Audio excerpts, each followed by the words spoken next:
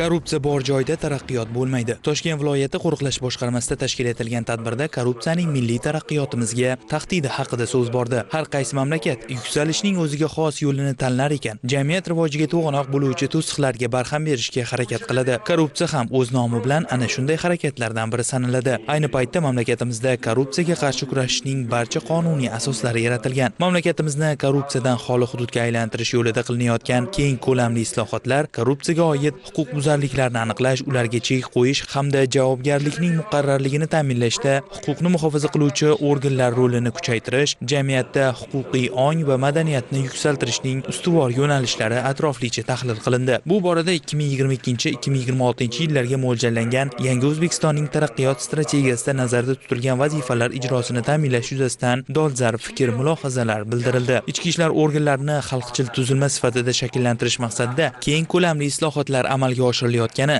soha xodimlarining kasbiy va ma'naviy axloqiy salohiyatini yuksaltirish, ijtimoiy himoyasini kuchaytirish orqali tizimda korrupsiyaviy holatlarning oldini olishga qaratilgan ta'sirchan mexanizmlar amaliyotga tatbiq qilinayotgani aytib o'tildi.